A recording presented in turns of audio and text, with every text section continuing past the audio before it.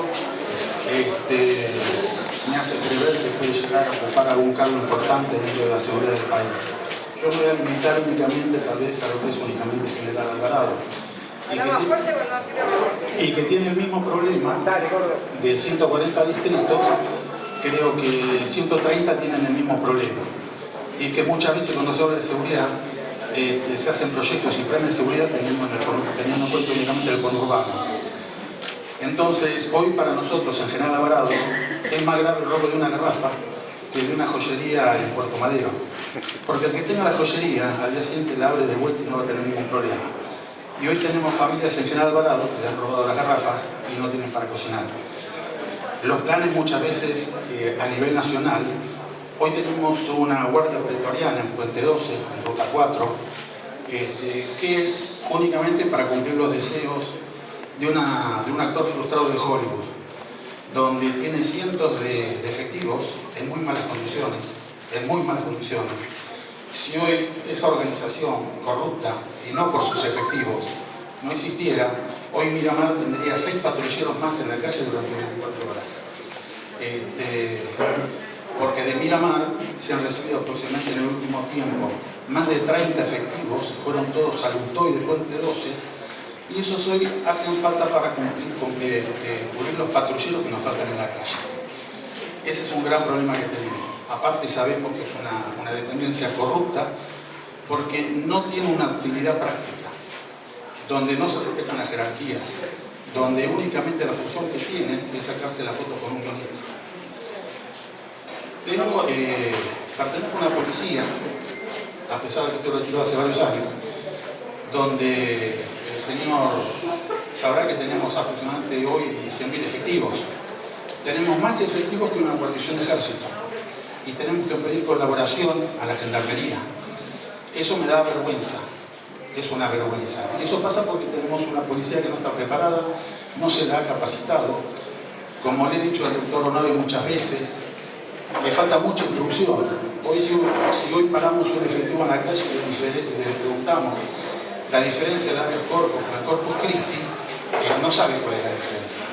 No saben cómo proceder, tienen miedo a proceder en la calle, porque falta apoyo político. No solamente falta el apoyo político, sino el patrocinio legal. Porque hoy tenemos muchos efectivos que están siendo procesados injustamente y no hay quien los defienda, o tienen que sacar un crédito para pagar sus abogados. Eso no puede pasar. Tendría que ser defendido por el mismo gobierno que los ha contratado.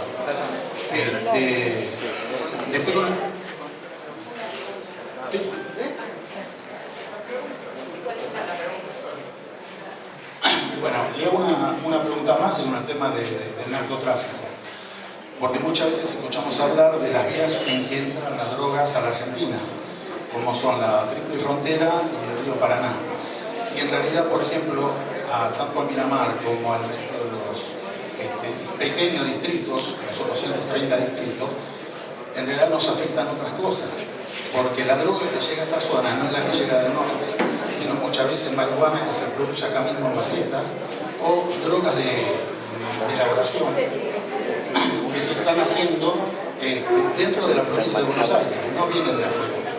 Entonces, la pregunta sería, con respecto al narcotráfico, más que el narcotráfico, sino para combatir las drogas en los pequeños distritos que hemos mencionado, ¿qué medidas se van a tomar? Y por último, volviendo a la policía y bueno, nada más que eso, señor. Gracias. Gracias. Buenas tardes. Lo primero que para la primera, la segunda y la tercera pregunta que hizo, lo que se requiere es decisión política y trabajo en conjunto. Lo que nosotros tuvimos del 2015 al 2019 fue una fuerte decisión política de las peleas que había que dar y entender que había que cuidar a los que nos cuidan, por eso el respaldo que tienen que tener la fuerza tanto de seguridad nacional como de la seguridad de la provincia de Buenos Aires, pero también separar otra parte que muchas veces no está en los cuerpos, sino está en quien los administra, como bien dijo, que es aquellos que manchan el uniforme, que se vayan. Y como bien relataste, del 2019 en adelante el proceso que hubo fue que casi todos los egresados fueron a parar al UTOI. Y realmente el UTOI fue creado con otra lógica, que era casualmente el de ante una emergencia no sacar policías de un distrito y pasarlo al otro. Una emergencia en Mar del Plata en general terminaba Miramar con menos gente, porque se llevaban para Mar del Plata, todos los alrededores, porque había un problema que solucionar en Mar del Plata. El UTOI fue creado para que cuando haya ese conveniente tenga un respaldo policial sin que se le corra la sábana a ningún distrito. Con lo cual hoy todos los distritos, absolutamente todos los distritos de la provincia de Buenos Aires tienen menos efectivos que lo que había el 10 de diciembre del 19, habiendo 4 promociones que salieron. Ayer hubo un informe que fue televisivo, que fue hecho por el equipo nuestro. Hoy hay menos de 40.000 policías de los 94.000 en la calle. Porque hay un porcentaje muy grande, pues se ha perdido el control sobre carpetas médicas, hay un porcentaje muy grande que fueron los que están suspendidos a partir del reclamo que hizo la policía. Estos son en general policías de zona norte, por eso uno va a ver en Vicente López, San Isidro, Martínez, toda esa zona que carece aún más de policía en porcentaje. Y el otro fenómeno se dio es que han comprado patrulleros pero no tienen quien los maneje. Por eso han hecho esta ridiculez de contratar civiles como si el patrullero fuera un Uber para manejarlos. ¿Qué es lo que hay que volver a hacer? Lo primero, tener la decisión política que tuvo Patricia, que tuvimos nosotros, de dar un combate contra el narcotráfico y el delito complejo en todos sus órdenes. Es la única forma de dar respuestas sinceras. Y nosotros podemos decir cuánto bajamos el homicidio, tal vez el peor delito que hemos hecho con el narcotráfico. Y que lo cierto sobre el narcotráfico, en esto Patricia se va a explayar seguramente mejor que yo, es que el ingreso y la producción de drogas que se consume mayoritariamente en la Argentina, hasta parte de la sintética, no viene del país. En general la marihuana viene de Paraguay, sur de Brasil, la cocaína de Bolivia y Perú, la que se consume en la Argentina o la que está de tránsito en la Argentina. Por eso en eso teníamos un trabajo que inclusive compartíamos, porque nosotros sabíamos que venían en camiones, en general la marihuana viene encubierta en camiones hasta la provincia de Buenos Aires, o algo que nunca más se vio, derribábamos avionetas que entraban a la provincia de Buenos Aires con carga de cocaína o de marihuana, tanto de Paraguay, o apenas ingresaban al norte del país, venían para acá. Así que la política a retomar es la política, que primero tenga una decisión política, que nadie le cabe duda que Patricia la tiene. Segundo, en el país lo que hay que tomar rápidamente es la decisión de que no se mueva y atacar Rosario. Rosario, como bien dice Patricia, es una mancha de aceite que no hay que dejar que se desparrame en el resto del país. Y hay sectores del conurbano que tenemos detectado que esa mancha se está extendiendo y que hay que cortarla de cuajo antes que contagie el resto de nuestra provincia. Bueno, ya contestó Ritondo, Cristian, pero quería plantear algo que planteó el comisario, que me parece interesante. Me parece interesante trabajar y estudiar la idea que él plantea, que es que el fenómeno de la expansión de la droga no se da solamente por la entrada de la frontera, sino que se da en cultivos locales que permiten, digamos, la producción de metanfetaminas y la producción de marihuana. Y que muchas veces atrás de la producción medicinal que está aceptada en Argentina, o atrás o en cada o en distintas partes, o en distintos jardines, o en distintas macetas, o en distintos lugares, puede haber producción que abastezca ciudades como esta. El otro día yo leí un informe de que había habido una serie de procedimientos donde se había encontrado una serie de, digamos, de mini emprendimientos que estaban produciendo, aparentemente decían que era para su consumo, pero que vendían y que habían comenzado la comercialización y que le habían tomado el gusto a eso. Así que es un tema que me parece importante incorporarlo para estudiarlo, ver qué cantidad puede ser esto y cómo no quedarnos solamente con el paradigma de la frontera, sino también analizar la producción local que puede haber. Así que gracias por el aporte. Por una cuestión de agenda, bastante apretada que tiene Patricia. Por favor, le vamos a pedir, si alguien quiere hacer una pregunta en relación al turismo, por favor, levante la mano. ¿Qué tal? Buenas tardes. Mi nombre es Laura Aramayo, trabajo en la actividad turística.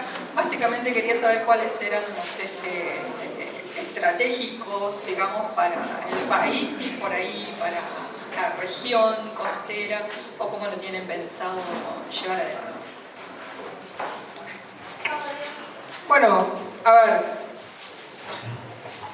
el turismo es una actividad que la Argentina necesita potenciar, y uno puede pensar en el turismo como una nueva pampa húmeda, que puede tener la misma cantidad de ingresos que tiene todo el campo. ¿Por qué? Porque eso es lo que ha pasado en los países en los que han explotado el turismo de una manera, digamos, como una política clara de desarrollo del turismo, tanto el turismo interno como el turismo exterior que viene a la Argentina.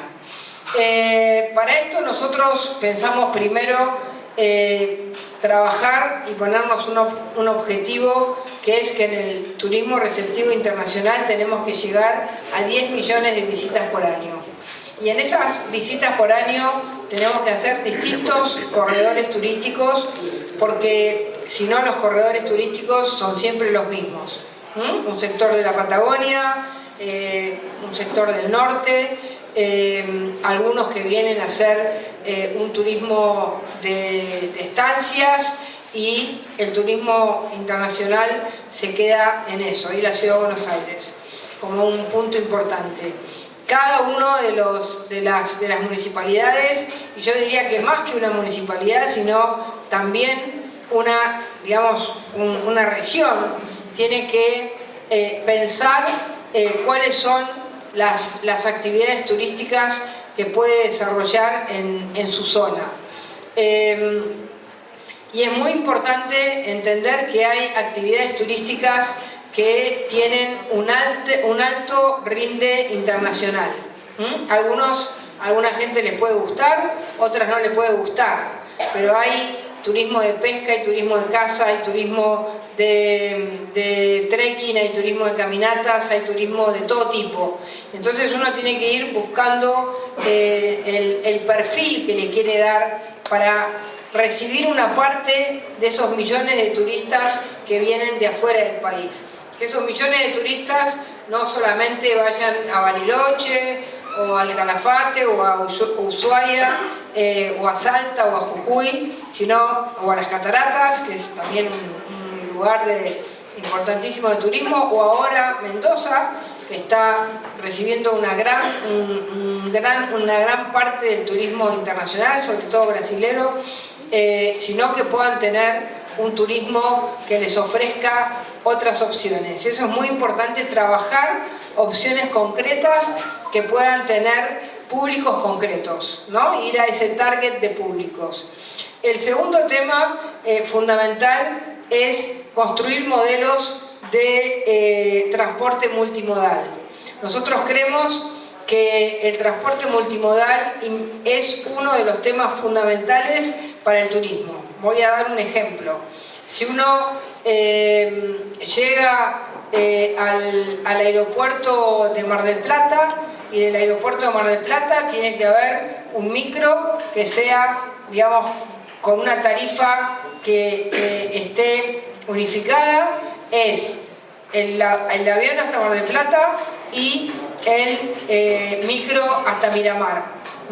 Cuando Miramar tenga una densidad que pueda tener su aeropuerto y sus vuelos, puede tener también su aeropuerto y sus vuelos, y que puede significar una zona. Pero no es lo mismo un ómnibus de 8 horas que un avión de 45 minutos más 1 hora y media de ómnibus. Esos sistemas se están utilizando mucho y generan la posibilidad de sumar a aquellas ciudades, no sé, Bahía Blanca, Carmen de Patagones. Hay tantas ciudades que uno puede combinar. Ya los micros de larguísima distancia se van abandonando porque es mucho esfuerzo, es muy caro, terminan siendo más caros que los aviones. Ese me parece que es un tema fundamental. El otro tema fundamental es que los entes de administración, de gobierno, tienen que ser públicos privados. El turismo no se puede manejar desde el Estado, se tiene que manejar en una combinación, como ha hecho Brasil hace muchos años, que ha hecho una agencia público-privada donde los actores están unificados y de esa manera van teniendo la capacidad de ir pensando cómo desarrollar el conjunto del turismo en cada una de las regiones. No es solamente tener una Secretaría de Turismo en cada municipalidad, es tener una mirada general, ¿no?, público-privada del turismo. Por eso hay que, como dije antes, diversificar y jerarquizar la oferta turística. Hay turismo de todo tipo, hay turismo que tiene sinergia y hay lugares donde uno puede tener turismo cultural, turismo deportivo, turismo de áreas naturales, turismo, por supuesto, de playa, turismo de recorridas a lugares importantes, a estancias, a lugares donde la gente quiera poder ir a una experiencia distinta. Hay que tener mucha capacidad de inventar estas ofertas. Y por eso en el turismo nacional tenemos que generar no tener el turismo de temporada. El turismo tiene que ser de todo el año. ¿Por qué? Porque el turismo de temporada, es decir, genera una ciudad que solamente vive del turismo, cada vez los tiempos de turismo son más cortos y entonces es imposible sostener emprendimientos turísticos de calidad cuando es solo de temporada. Por eso es importante, como está haciendo Pinamar, lograr que todos los fines de semana haya ofertas que generen la posibilidad de tener turismo, ofertas culturales, ofertas que hagan que la gente venga. Es increíble lo que mueve, por ejemplo, la cultura o determinados artistas que se mueven por el país y generan un turismo de un fin de semana, y ese tipo de ofertas, tanto de teatro como de cine, como de gente que venga al lugar, o de deportes. Fíjense ustedes, estadios que se hicieron en el país, el estadio de San Juan, el estadio de Santiago del Estero, que hoy recibe muchísimos partidos internacionales y que le ha generado una capacidad de recibir turistas que van y se quedan más de un día, más allá de que van a ver el partido de fútbol. El otro tema fundamental es garantizar seguridad. Los turistas tienen que estar seguros. Esto hablábamos antes, sacaron toda la policía de todos lados, la llevaron a Puente 12, la tienen ahí y la tienen, digamos, para los shows. No voy a decir de quién porque no, de Beverly, ¿cómo se llamaba? El que hacía shows. Benny Hill, nuestro Benny Hill, digamos, nativo. Bueno, la seguridad es fundamental. La gente, cuando va a un lugar turístico, necesita seguridad. Y por supuesto que estamos abiertos a escuchar las propuestas que ustedes tengan, poder trabajar en conjunto, municipio, provincia, nación, en esta idea de integralidad del país, donde cada uno tiene que ir generando ofertas que sean importantes y adecuadas. La otra vez, viniendo por acá, fui a un lugar de kiwis, ¿no? Está por acá cerca, ¿no? Camina Mar del Plata, Miramar, ¿no? Y yo pensaba, ¿no? Y después pasé por un pueblo que parecía un pueblo parado en la historia. Mechongué, exactamente. Yo pensaba, ¿no? Si uno viene y va y va al lugar de kiwis y va a Mechongué y después viene acá a la casa de té que fuimos, ¿te acordás cuando fuimos a esa casa de té que era divina? Bueno, entonces uno hace un circuito, pasa por Mechongué, que es como un pueblo parado, ¿no? Parado en la historia, después pasa por el lugar de los kiwis y después viene a tomar algo a un lugar y después recorre el centro, ¿no? Y ahí tiene un circuito, no sé, se me ocurre así por el lugar que yo pasé, que cuando pasé por Mechongué dije, y de golpe uno se encuentra con el parque eólico, ¿no? Que se ve desde la ruta. Entonces es como imaginarse qué cosas uno puede mirar y quedarse mirando. Hay un criadero de llamas. Sí. La llama que llama, ahí podemos hacer la llama que llama. Ya tenemos la propaganda y todo. Buenísimo, bueno, de Mechongué hay gente de Mechongué, bueno, le digo parado en la historia en el buen sentido, ¿no? Pero los de Mechongué me van a matar, me dicen, no estamos parados en la historia. Pero bueno, pero cuando uno va y lo mira, es un pueblo muy lindo, ¿no? Me parece una despensa, ¿no? Impresionante. Entonces, hay que armar esa oferta, ¿está? Opinión respecto del previaje, perdón, ya que estamos en turismo.